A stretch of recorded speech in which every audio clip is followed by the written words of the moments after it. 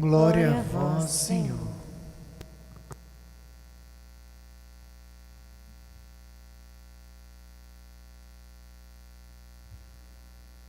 Queridos irmãos e irmãs, quem dá sentido à nossa vida é Deus. E Deus nós contemplamos olhando para Jesus. Jesus é o rosto de Deus. A primeira leitura nos preparou para esse evangelho de hoje, que nós estamos meditando, capítulo 6 de São João. É o terceiro domingo consecutivo seguido em que nós lemos e meditamos o evangelho de João, capítulo 6. Ouvimos na primeira leitura esse episódio dramático da vida de Elias, grande profeta do Antigo Testamento. Elias enfrentara os profetas de Baal, saíra vitorioso, mas estava ameaçado de vida. Jezabel jurou que faria com ele a mesma coisa que foi feito com os profetas de Baal que tinham sido mortos. E Elias então foge. Podemos ver esse deslocamento de Elias de duas maneiras, não excludentes, mas complementares. Uma, a figura de Elias, que sente realmente medo, pavor. Ele foge, atravessa o Reino do Sul, vai para o deserto, mas ele se cansa. O deserto é o lugar da dificuldade, é o lugar da vida, dos desafios da existência. É interessante que o percurso que Elias faz é o oposto daquele que o povo de Deus fez. O povo de Deus passou pelo deserto e chegou à terra prometida. Agora Elias sai da terra fértil e vai para o deserto. E aí lá no deserto ele chega nesse momento de angústia, de depressão, como às vezes as pessoas ficam diante das dificuldades da vida, pandemia e outras. Tira a minha vida, Senhor, eu não sou melhor do que meus pais, do que meus antepassados. Talvez eu esteja nesse deserto como consequência dos pecados. E adormeceu. O Senhor o acorda e ele tem então para comer um pão e uma água para beber. Levanta-te e come. E Elias come e bebe e volta a dormir. O Senhor novamente envia o alimento e o seu anjo. Elias é acordado. Levanta-te e come, porque tens um longo caminho a percorrer. Elias então se alimenta novamente e aí vai seguidamente. 40 dias e 40 noites, é um número simbólico. Assim como o povo de Israel peregrinou por 40 anos até chegar à terra prometida, porque resistiu, não quis entrar logo no princípio, ficou indo e voltando, murmurou, murmurava com frequência, como muitas vezes nós murmuramos, e por isso não saímos do lugar, ficamos dando volta como o povo no deserto. Elias então se alimenta e aí ele vai.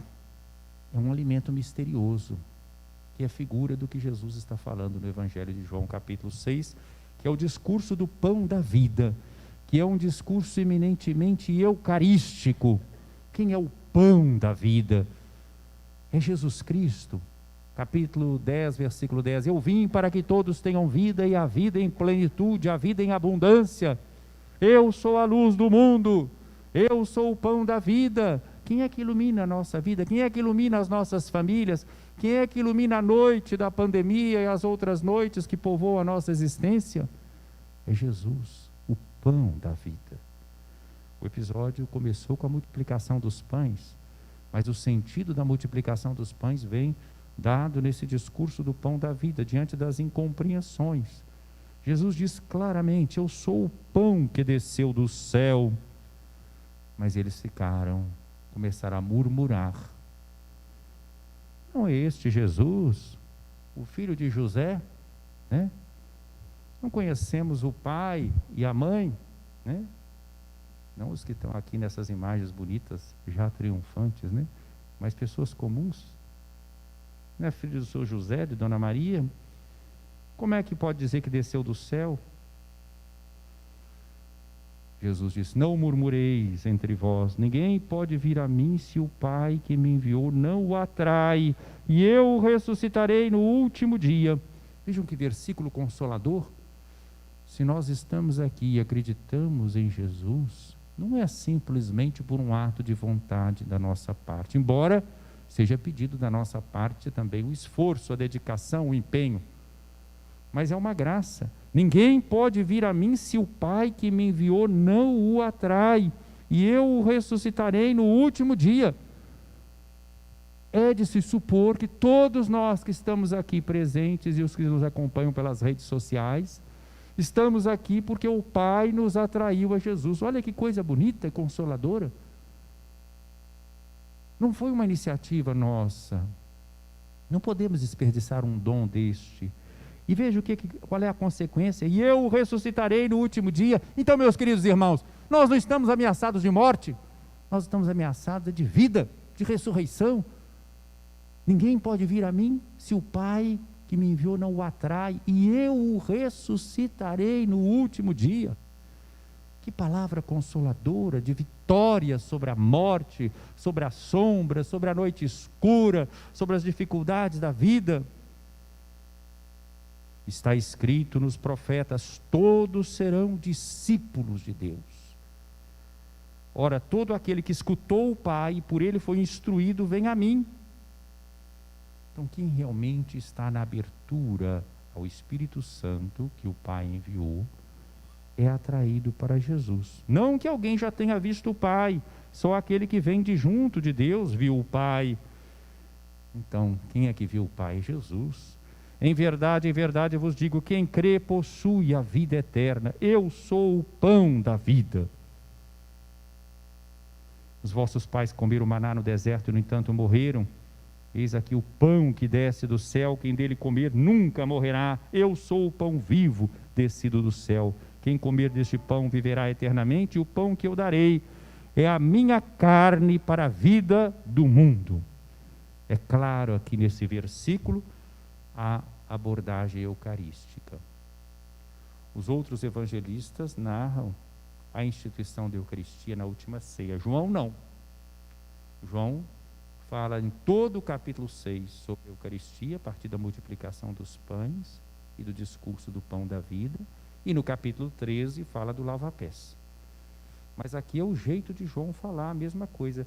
Se Mateus e Marcos dizem: o Senhor na última ceia tomou o pão, deu graças, partiu e disse: isso é meu corpo, tomai e comei, isso é meu sangue derramado por vós, derramado por muitos.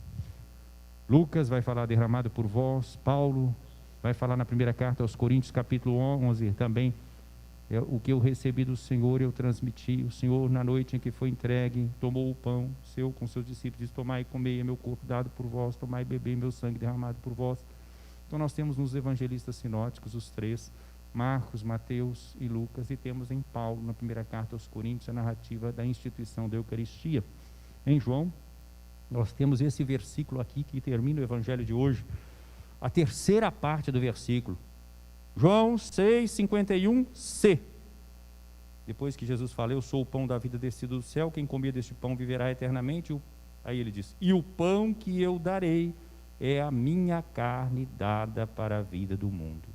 Em Mateus e Marcos é dado por muitos. Em Lucas e Paulo é dado por vós. Em João é dado para a vida do mundo. Todos os 5 textos falam de uma proposição. É para nós a vida, o sacrifício de Jesus. A Eucaristia é justamente o alimento do caminhante. E me permito então, nessa abertura da Semana Nacional da Família, fazer uma aplicação especialmente à família. A família é justamente esse espaço também de epifania de Deus. Nós não devemos nos escandalizar com isso. O sacramento do matrimônio é sacramento. Não é simplesmente um contrato entre um homem e uma mulher. É um contrato natural, mas foi elevado por Cristo à dignidade de sacramento, de tal forma que é um espaço de realização e santificação das pessoas. Quem tem a sua família deve se santificar especialmente através da sua família. Também na sua profissão, também na comunidade, em todos os âmbitos da sua atuação. Mas a família é um espaço, então a alegria do amor na família precisa ser redescoberta. O Papa Francisco nos brindou, depois de ter realizado 2 sínodos sobre a família, com a exortação apostólica Amoris Laetitia, que é justamente aquela que está em foco neste ano nacional, desse ano da família, e nessa Semana Nacional da Família, né? Então, redescobrir essa alegria do amor na família. E nós estamos vivendo uma situação especial de proximidade na família, inclusive provocada por essa pandemia. Não houve tanta necessidade de isolamento social, o convívio familiar não aumentou, pelo menos a proximidade física. É ocasião de redescobrir a alegria do amor na família. Muitas vezes nós pensamos em amor só como algo que a gente vai receber. Não, é preciso oferecer, dar e receber. O amor exige reciprocidade. O amor é entrega e é também receptividade, abertura. Às vezes eu digo na celebração aqui do matrimônio, com aqueles que estão se casando, que é como se Deus dissesse um e para outro. Está aí a minha filha, cuida dela para mim. Está aí o meu filho, cuida dele para mim. Um tem responsabilidade sobre o outro. Quem vai para o casamento só pensando em ser feliz, vai ser infeliz. É preciso ir pensando em fazer a felicidade da outra pessoa e fazer a felicidade dos filhos. É doação mútua. É o lema dessa Semana Nacional da Família, que fala de redescobrir esse amor na família, dar e receber. E assim a própria pessoa se torna alegre. Há mais alegria em dar do que em receber, diz Jesus, e repete Paulo no capítulo 20 dos Atos dos Apóstolos, quando ele despede dos anciãos de Éfeso. E ele recorda isso, não como uma frase literal de Jesus que nós encontramos no Evangelho, mas como que um eixo de toda a vida de Jesus. O que eu recebi do Senhor Jesus eu transmito. Há mais alegria em dar do que em receber, né? Aliás, é a lógica que está nas bem-aventuranças. Então, meus irmãos, na família é o espaço da doação, da entrega e também da reciprocidade. Quanta gente sofreu com essa e sofre com essa pandemia, não é verdade? A gente não pode dizer que só um ou outro que sofreu, só quem foi codoente, só quem perdeu seus entes queridos. Talvez os que mais tenham sofrido tenham sido os jovens. Os jovens e os adolescentes. Porque essa pandemia colocou em questão o futuro. Então é preciso ter muita compreensão. Quem já está mais vivido pode esperar um pouco, sabe que depois passa, mas e o jovem que estava cheio de planos, ficou tudo meio assim, sem saber, será que esse mundo vale a pena? O mesmo adolescente, não pensemos que o adolescente não quer se comunicar conosco. O adolescente que se comunica conosco, aqui foi rezado, está sendo rezado, inclusive, vocês mencionaram, pelos encontros de casais com Cristo, pelos encontros de adolescentes com Cristo, todos os encontros que tratam de alguma forma da família. Às vezes o adolescente fala com seu silêncio, com seu jeito, vou falar a verdade, às vezes até batendo uma porta. É preciso que a gente redescubra o amor na família e entre na linguagem de cada um e a dificuldade de cada um. Não é passar a mão na cabeça, não é isso não. É um pouco se aproximar e entrar no mundo do outro. Então a família às vezes as pessoas ficam assim, não, eu vou minha vida espiritual, você tem esse campo privilegiado da família para viver o seu segmento de Jesus. Apliquem às famílias a palavra que hoje nós ouvimos na segunda leitura.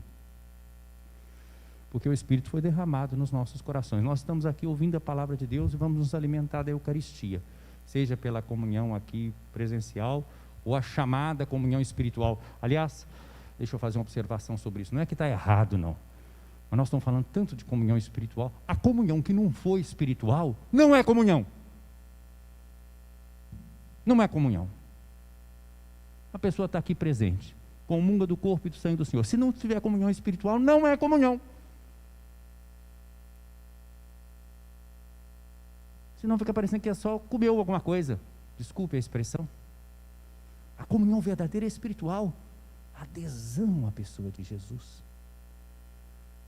Adesão à pessoa de Jesus. Vocês sabem que é muito bom até, às vezes a gente fica fazendo, ainda mais com a missa transmitida, preocupado às vezes com o tempo. Mas como é importante depois da comunhão ter um momento de silêncio. Não só o que é falado na oração, não só o canto, é silêncio mesmo. Porque é o momento da interiorização.